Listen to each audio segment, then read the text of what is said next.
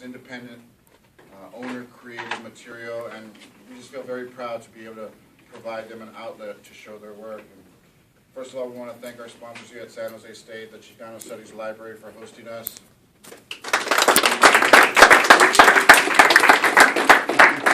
Also the Castellano Family Foundation, who also supported us as well. But right now, I'm here to introduce the next panel. One of my favorite people that I've been able to meet through the expo has been this gentleman here to my left. Probably the leading authority on Latino, horror, obscure Mexican, comics. I mean, this is like going to be like a PhD seminar on, Mexican horror and stuff like that. So it's my pleasure to introduce Mr. Keith Rainville. We're definitely going to learn a lot in this panel. And also by his side is one of the top animators in the country, also a good friend of the Latino Comic Expo, Mr. Rafael Navarro. The last thing to say is please support the expo. Check us out on LatinoComicsExpo.com. You can see everybody's work. And like us on Facebook so we can get another grant to come back. But right now, let's enjoy Lost Monsters and Unknown Horrors of Mexico. Hey everybody, how are we? Good. If you've seen that, I'm going to repeat something I said yesterday. If you've seen that documentary that Al Gore kind of produced called The Inconvenient Truth about global warming, there's scenes where there are climatologists walking on this rocky kind of surface, and it's just brown, arid rock, and there are these little spikes of ice that used to be 50-foot glaciers, and that's all that's left of them, these little umbrella stand-looking little spots of ice, and that visual is alarming, and what that visual represents to me is what's happening to vintage Mexican comics. These things are really starting to disappear. They were not printed on the best paper in the first place.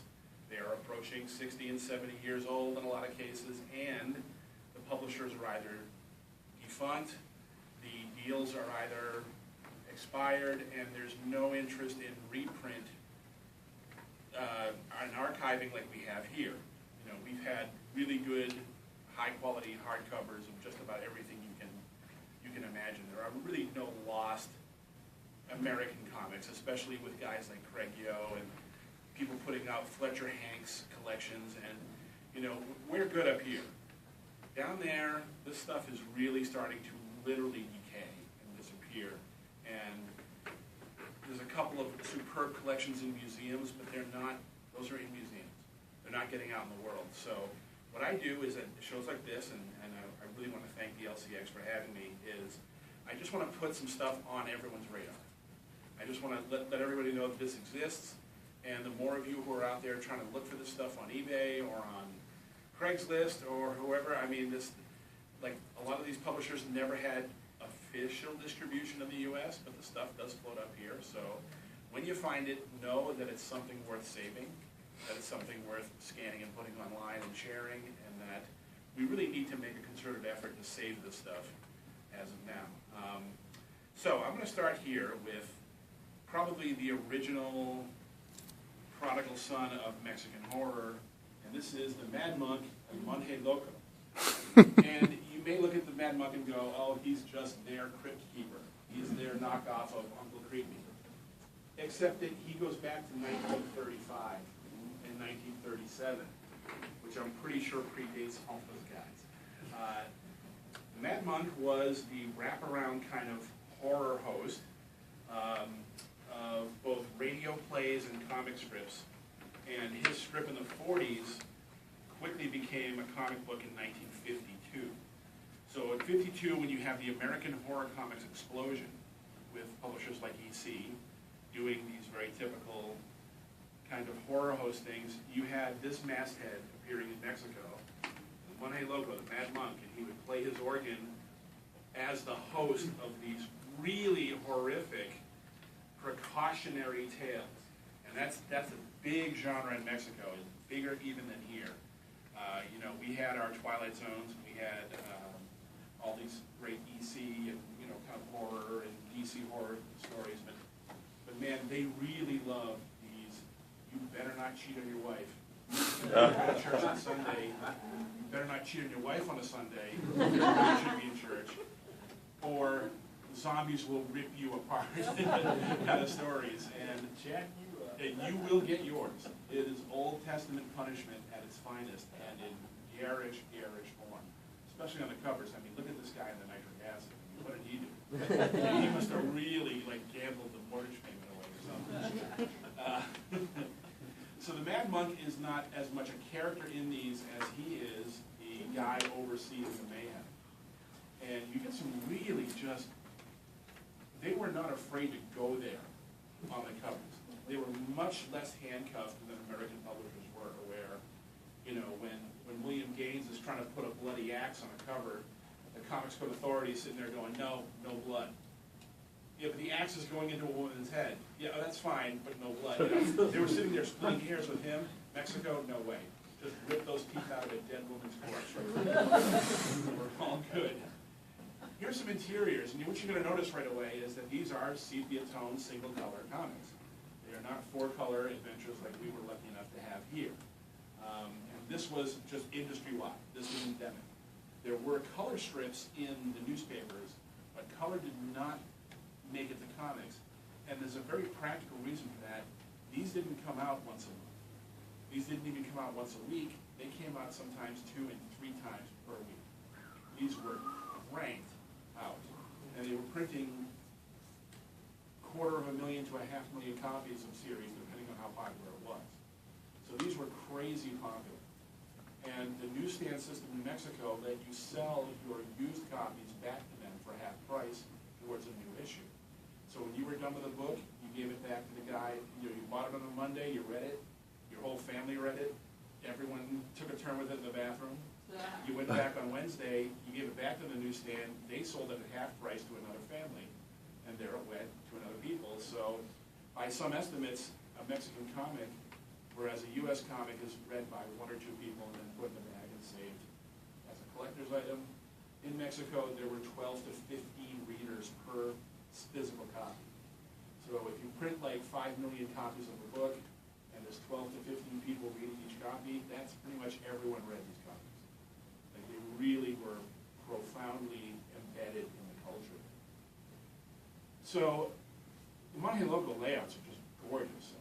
Salvador Carrasco was the creator, and the framing sequences were always better drawn than the actual interiors that I've seen. I've seen or have about 20, maybe 24 issues of these, and the framing sequences is where he spent his time. The interiors were probably shopped out to interns. That's what I do. I'd hire Raph to do mine. Let me give you guys a quick little example as to what Keith described as the small army that it took to get these books out 3 times a week, folks. 3 freaking times a week. Okay, dibujo. I'm going to read down the script here. I'm not sure you guys can see. Carlos Moro. Escenografía thank you. I can barely see. I need glasses. Juan Rangel, Jose Barrados, Colaboración. That's the writers basically. Patricia and Giacomo. Now I've heard the name Moro 3 times. Okay, this was basically a family-based, business, and pretty much everyone that was living, breathing, and moving, if they wanted to eat, they better make sure they help with the family business. So they worked day and night, toiling through page after page after page after page. And from what I've gathered, because I've spoken to Victor Fox himself, the creator, co-creator of Cabiman, and what they told me was that they would do whatever they would do whatever they had to do to basically get the job done. If they couldn't get it done, they wouldn't eat that week, or the rent would not get paid. So it was a reality thing for them. They had a demand to make, and they did it. They had a small army to do so. And if not, they'd get the family to do it. So Monte Loco has a bunch of incantations. At some point, when they had a little bit more money, they added a 1-color kind of thing to some of his comics. And these, actually, some of the reprints of these later on in the 80s had like a 2-color scheme. He was in several movies. In fact, one of these has just been discovered. There was a series of 15-minute movies made in 1940 that were kind of just rumored to exist. No one ever believed they did. And this is the thing, it's like, do they exist? Is it just someone's memory? Is it just BS? What? And this is how Mexico is. This is a great land of discovery where you don't know everything. There is no reliable, super reliable IMDb. The film archives are good but not cataloged. And all the records were lost in the quake. This is what you hear all the time. So it seems there's a university in Mexico that is currently working on 2 parts of what they think is a 6-part Monte Loco series from 1940 that no one's ever really, there's no record of this thing, never transferred to any electronic media. But he had outright movies in 67 and 70 and 84.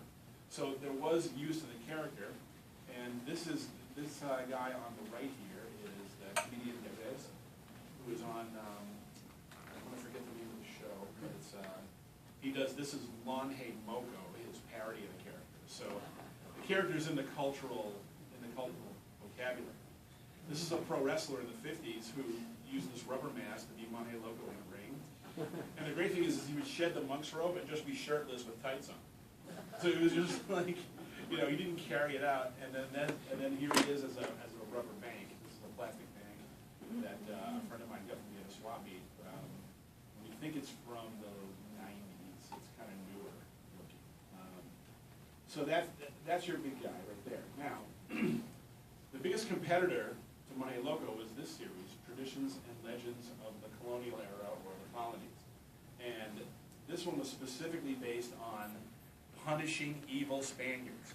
This is Spaniards were bad, and we are going to screw them up big time. We are just going to jack these guys up bad. The neat thing about, this series went nuts on the cover gore.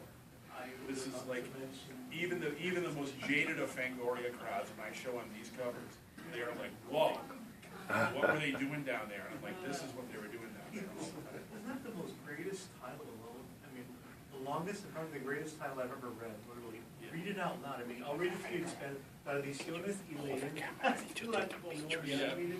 It's basically telling you that every issue is like a time travel story, and it takes place in a particular time in Mexico, and the separation of the classes was very, very poignant, and a lot of things are done, a lot of horrible things are done to a particular type of people, and vengeance must be sought. In a very, very heinous way, too. Yes, vengeance was always sought. So one of the neat things is they had a human host in these, and depending on what artist was doing what, he often really, really resembled Boris Karloff. Like, really resembled Boris Karloff. But it's not Boris. And you got to remember, Boris Karloff had a comic series at the time. Boris Karloff, he was sort of the host of this thing. So I think they were just outright knocking this off and just didn't care. Now, here's some interiors. This is an evil Spanish governor who did something to this monk, and this monk is now going to choke him out with the noose that he's coming out of, or with his monk's belt or whatever. And they are so formulaic, and you can almost like tell page by page what's coming next, because the cadence of these things is like, the setup, the bad act, it gets worse for everybody while the guy is in the grave. He pops out of the grave, and then the guy gets his just desserts in really way worse fashion than they ever dealt it out. And again, just these covers, these beautiful Mexican painters on the covers of this series in particular love asymmetrical, messed up faces, a la Teenage Frankenstein, and Cyclops, and the Colossal Beast from the AIP films, which played down there in profusion. So this predates the Incredible Melting Man. After that, yeah, but the Melting Man really looks like a lot of these covers. Yeah. This is my favorite one because he resembles the "Do You Want a Party" zombie from the end of Return of the Living Dead. Yeah. I swear, look at that. That's him right there. And then this one gets knocked off in this Blue Demon cover from 20 years later. Yes. So it's like, this is just a snake biting its own tail in the best way. Tradiciones, which issue, what year was this particular cover? Oh, that cover, it could not have been in the 80s when that movie came out. So this would have been mid-70s, latest. just, look at her arms. That's Contraparte horrific. newspaper That is by J. never getting Perez, printed in the US. San Jose State University.